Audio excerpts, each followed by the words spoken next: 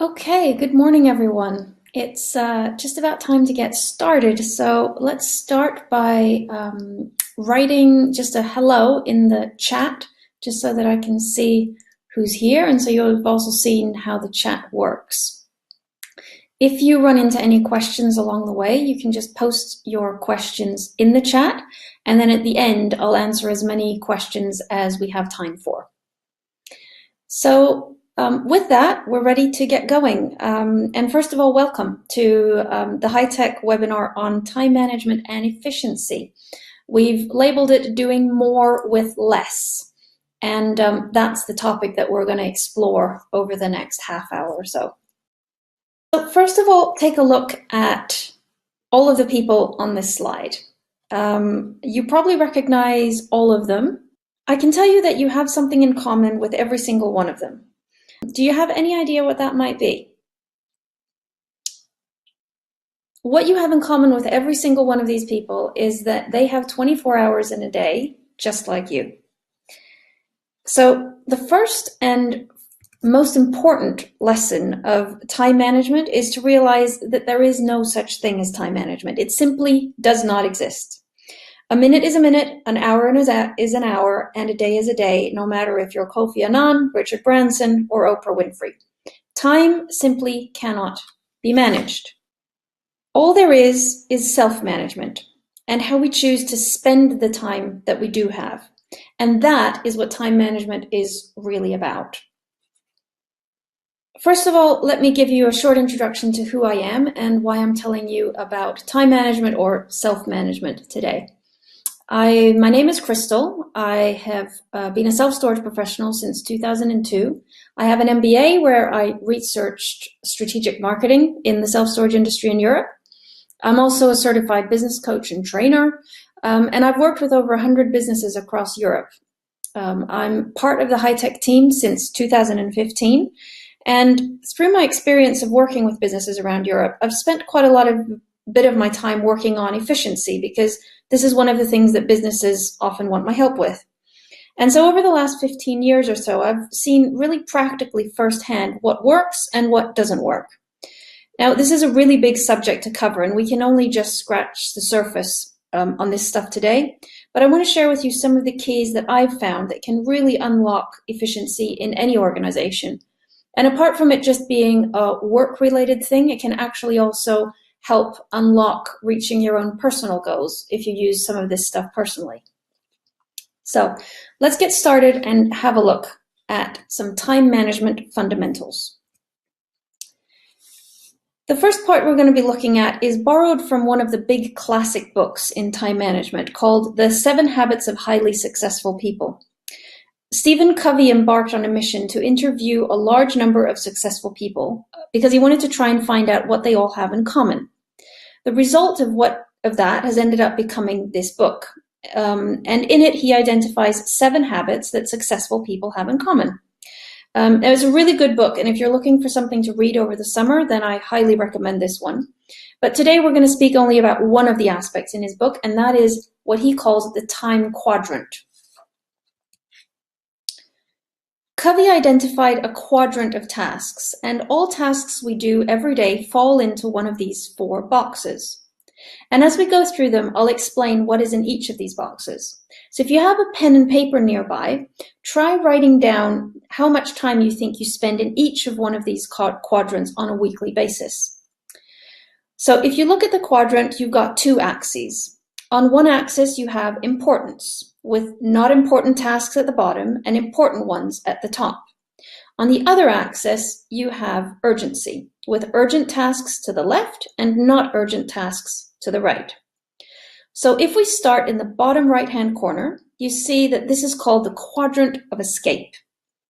This is where we do things that are not urgent and not important. So this could be things like surfing the internet for fun, checking Facebook on our phone, doing something that's maybe a little bit work-related, but it just doesn't really add much value to anything or anyone. Everyone has a certain amount of this in their day. There's none of us that are 100% efficient 100% of the time. And when we do that stuff, we're in the quadrant of escape. So just take a second and try to estimate, write down how much time you think you spend in the quadrant of escape each week. And then we move on to go one step to the left, and at the bottom there you see the quadrant of illusion. This is where we're spending time on things that are not important, but that do have urgency. So this can be things like someone calling you, trying to sell you something. It's urgent in the sense that your phone is ringing and you need to pick up because you don't know who it is. But it is most likely not important either because you're probably not going to buy something from the salesperson. So this quadrant is called the quadrant of illusion because this is where we can have the illusion of feeling very busy, but in reality, we're not really accomplishing much at all. So once again, try to estimate, write down how much time you think you spend in the quadrant of illusion each week. Now, moving on, we'll go one step up and we get to the things that are important and urgent. This is the quadrant of demand, and as the name suggests, this is where we are in demand. This is where we're firefighting, fixing problems, we're delivering on a deadline, we're managing expectations, and we're delivering on those expectations.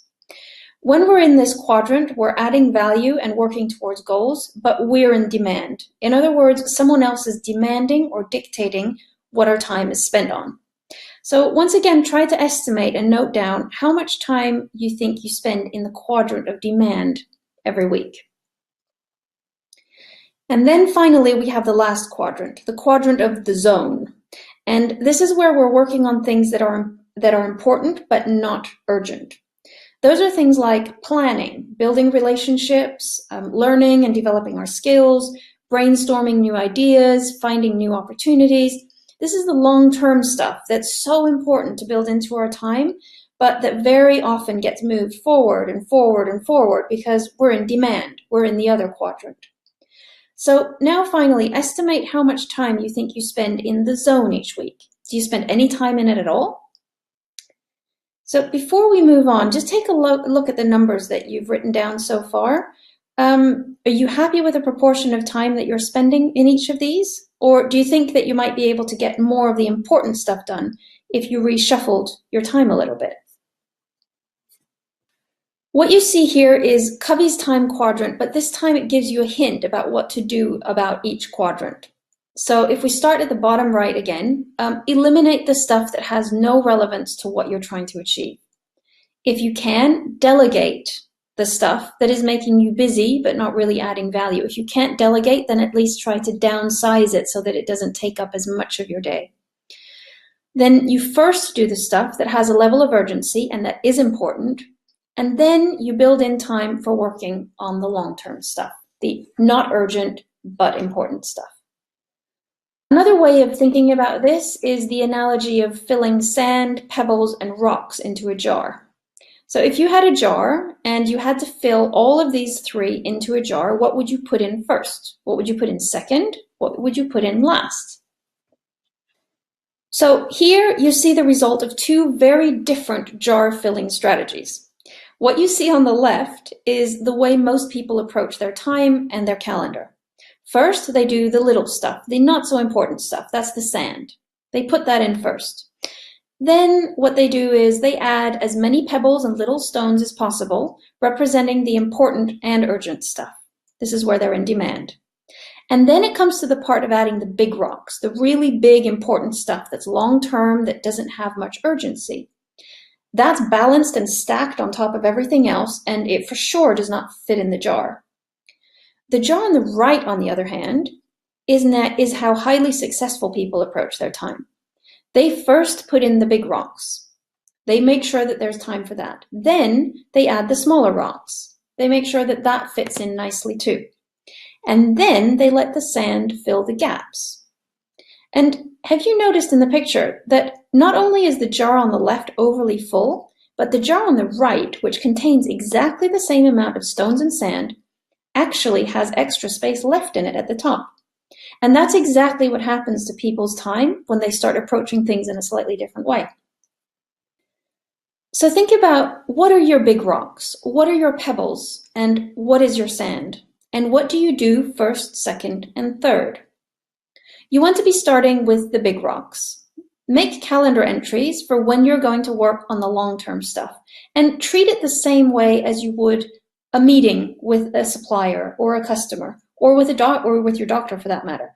No matter how much craziness is going on around you, you'll make sure that you stick to that appointment. Then you add the little rocks. You set time aside for the stuff that's important, but not all that urgent. And then finally, you fill the gaps that you have left with sand.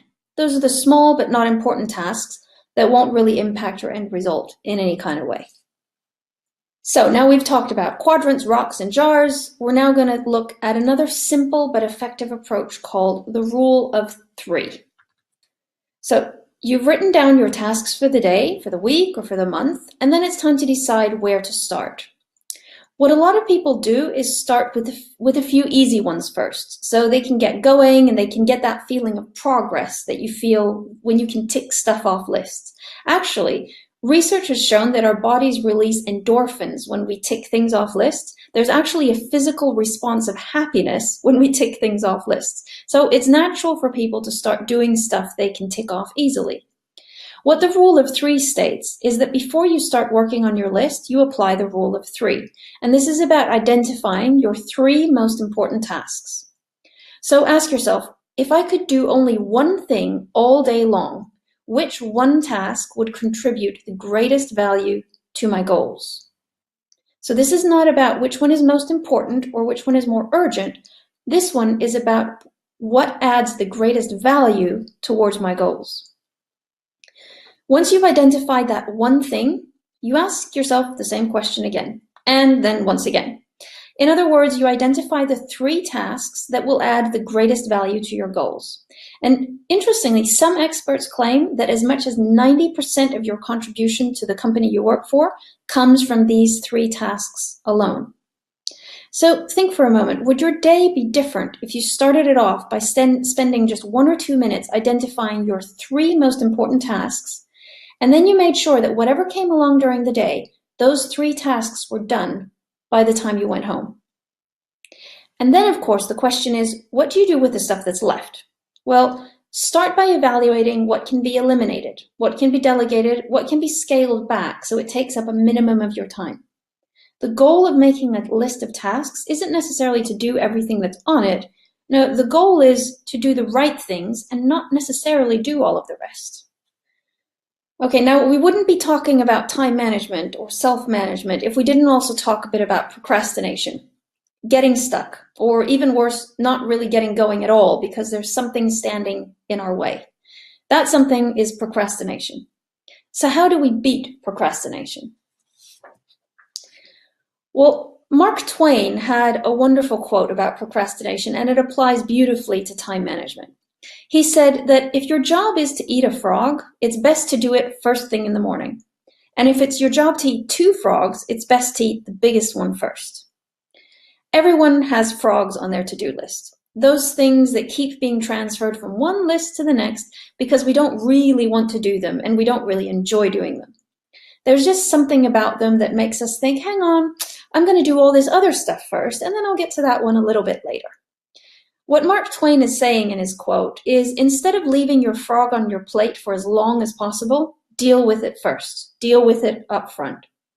Imagine if every day you started off identifying your tasks for the day and identifying which one was your frog. Which is the one you like the least? Then you do that one as the first thing of your day. Wouldn't everything else that day feel quite easy after that? Like you were riding your bike down a hill.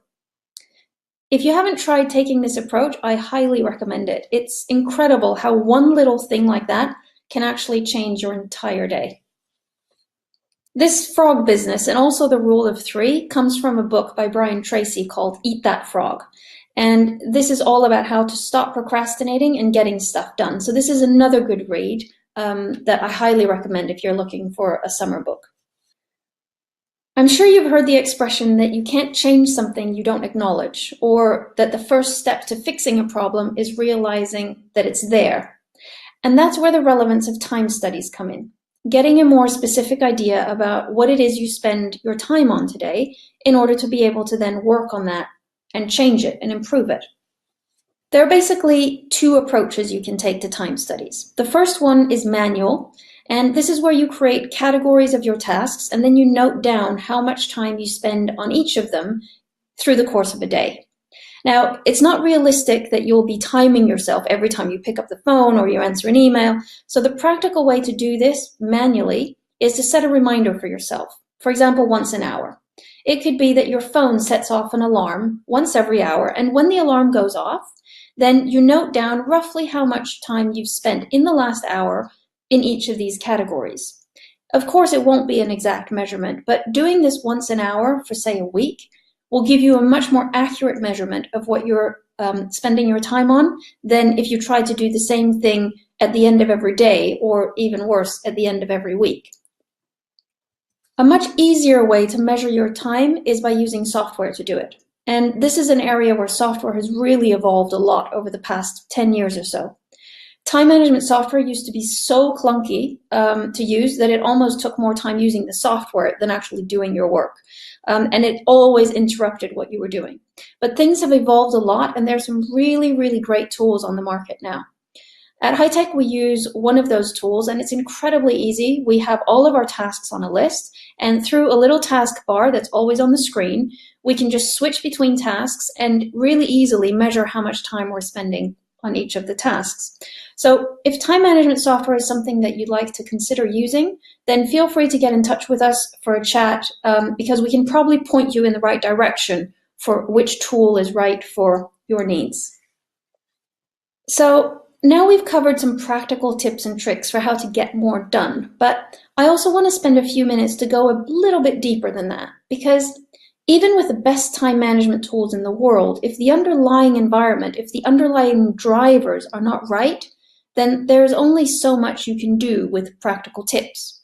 So the question is, what drives efficiency?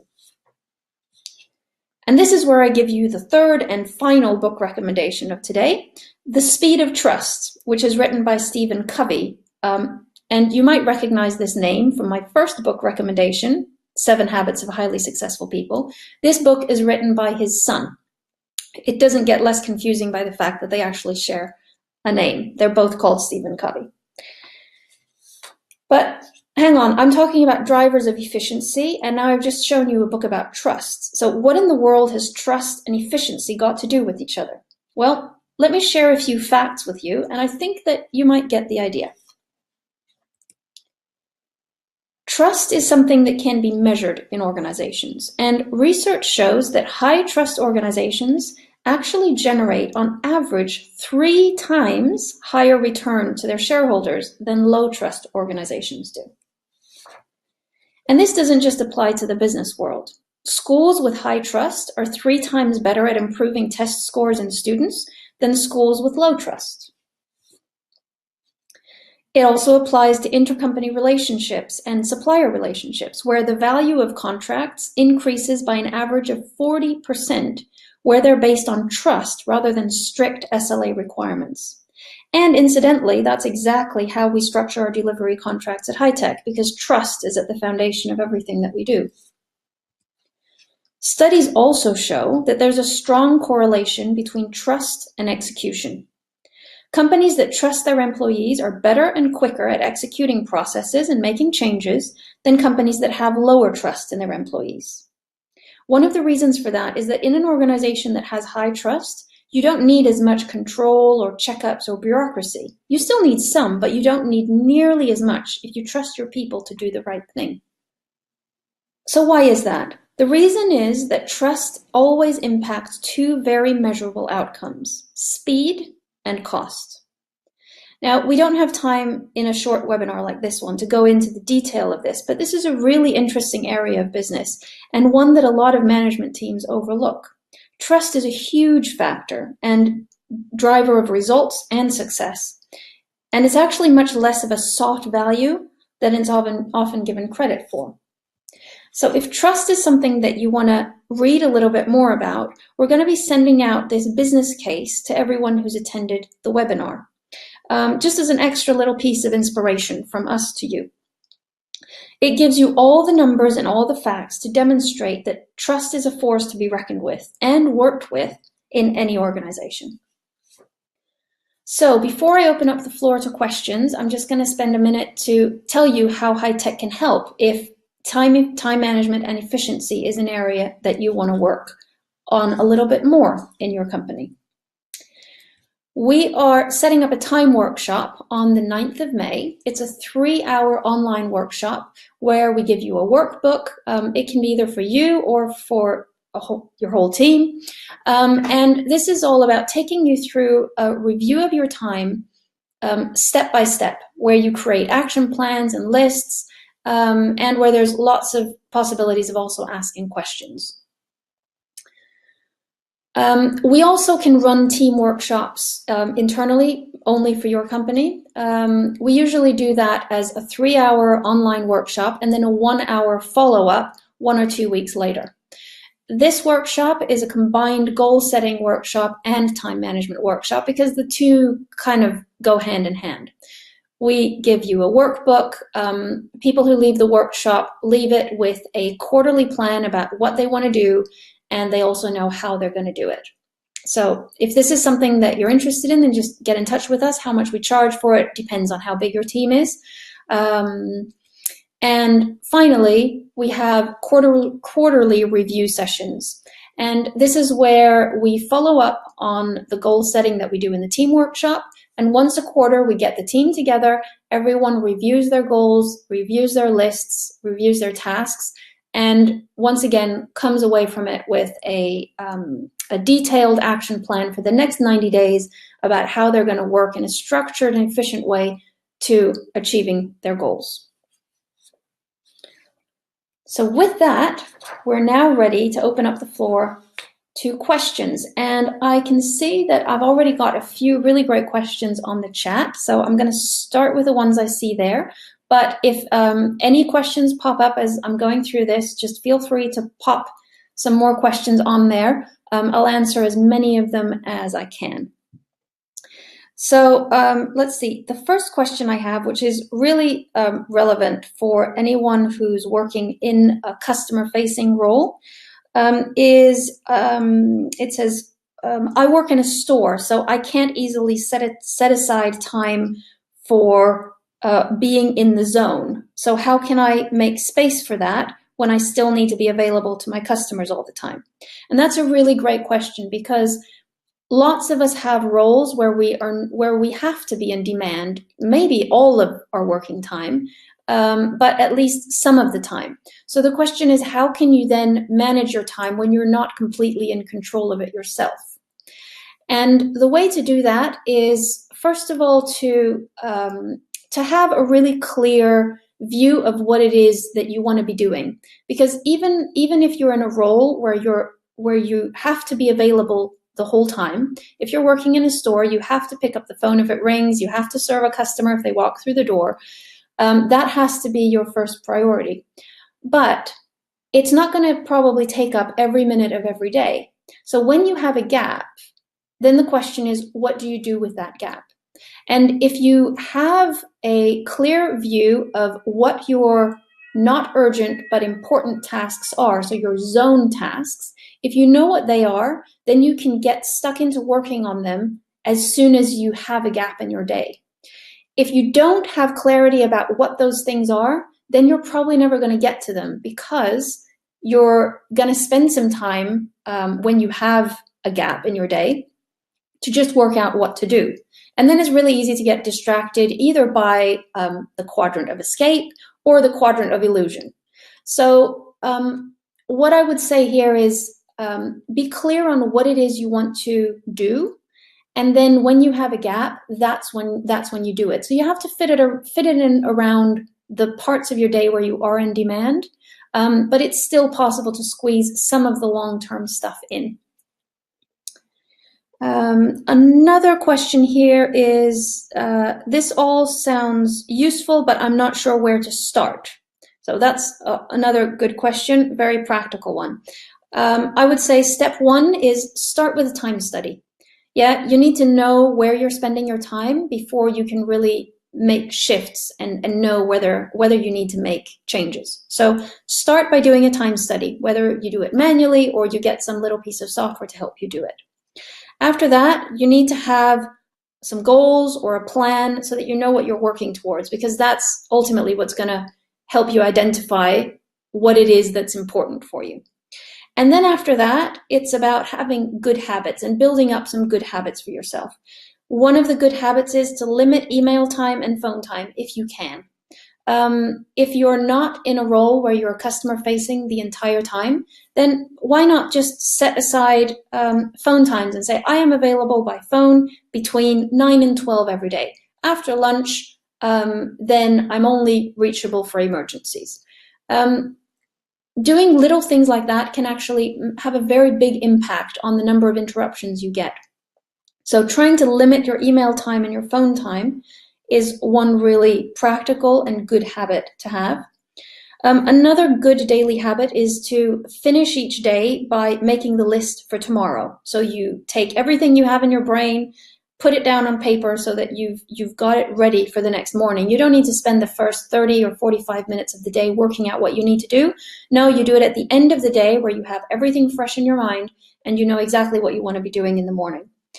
And then, following Brian Tracy's advice, eat a frog for breakfast. Start by doing the stuff that you don't really enjoy, because after that, the rest of the day is a breeze.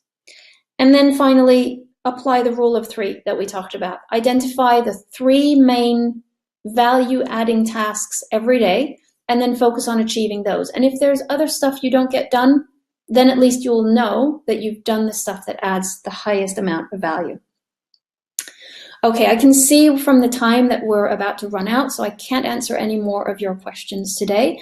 But if any questions pop up, then you're always welcome to contact us. We're always happy to have a chat about this kind of stuff.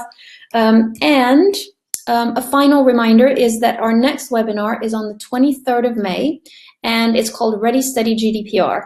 And it's on the 23rd of May because 2 days later, GDPR, the new data protection laws of Europe, take effect.